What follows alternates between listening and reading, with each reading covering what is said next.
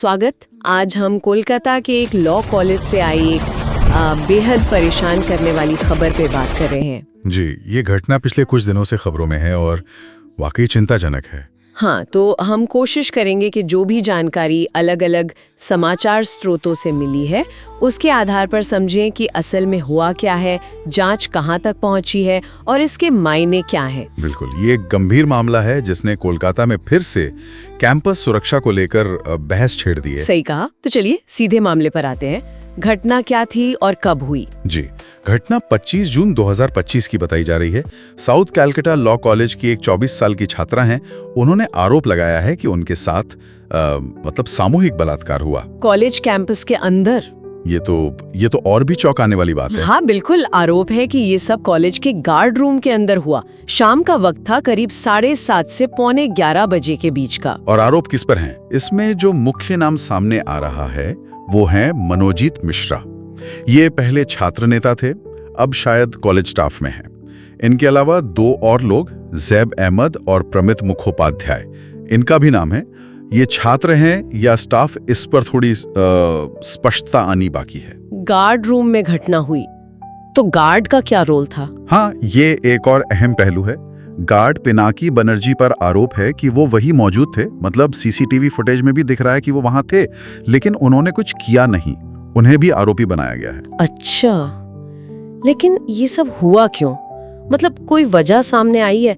सुनने में आया था कि शायद कुछ अलग अलग बातें कही जा रही हैं। जी, दो थ्योरी चल रही हैं।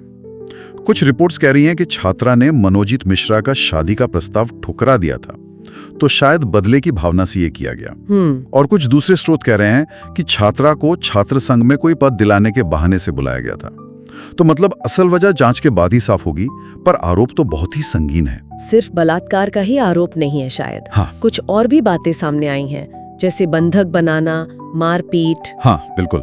पीड़िता का ये भी कहना है कि उन्हें 3 घंटे से भी ज्यादा वक्त तक वहां रोक कर रखा गया, उनके साथ मारपीट की गई, हॉकी स्टिक का भी जिक्र है, और पूरी घटना का वीडियो बनाने की बात भी कही गई है, और फिर धमकी दी गई कि इसे लीक कर देंगे। अरे बाप रे, ये तो बहुत ही भयानक है। जाहिर है पुलिस जांच और सबूत बहुत अहम हो जाते हैं ऐसे में। क्या कुछ मिला है अब तक? बिल्कुल, जांच चल रही है। सबसे पहले तो मेडिकल रिपोर्ट आई है 26 जून को। उसमें जबरन शारीरिक संबंध बनाने के संकेत मिले हैं। गर्दन और छाती पर खरोच, चोट, काटने जैसे निशान पाए गए हैं। अच्छा, लेकिन यौन हमले की पुष्टि के लिए अभी फॉरेंसिक रिपोर्ट का इंतजार है। स्वैब वगैरह लिए गए हैं। और फिजिकल एविडेंस में क्या है? जैसे घटना स्थल से कुछ मिला? हाँ, कई चीजें मिली हैं। एक तो सीसीटीवी फुटेज है, जिससे पता चलता है कि घटना के वक्त आरोपी और पीड़िता दोनों गार्ड रूम में मौजूद थे।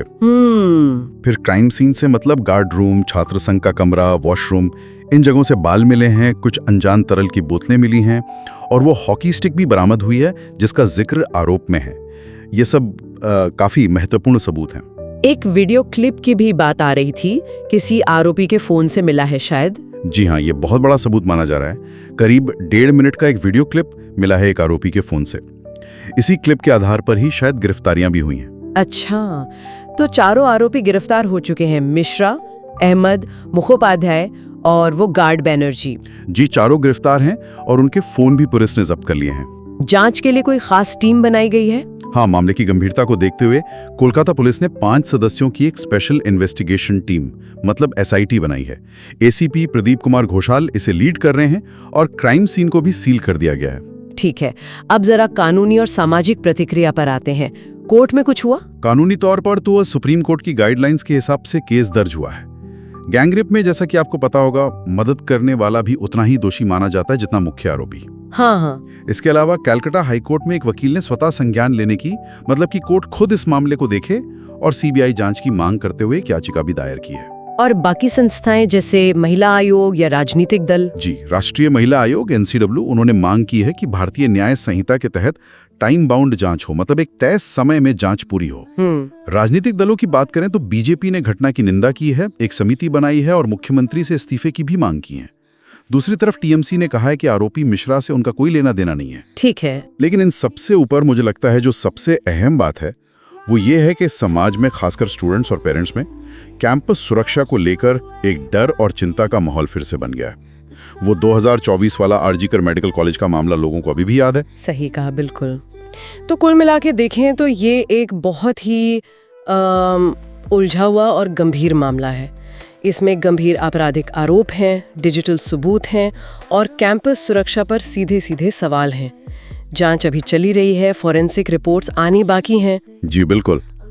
और ये हमें सोचने पर मजबूर करता है कि ठीक है, कानून है, सुरक्षा उपाय हैं, लेकिन क्या वो काफी हैं? ऐसी घटनाओं को रोकने के लिए हमारे शिक्षण संस्थानों को और हमें समाज के तौर पर और क्या सोचने की, क्या करने की जरूरत है? ये एक बड़ा सवाल।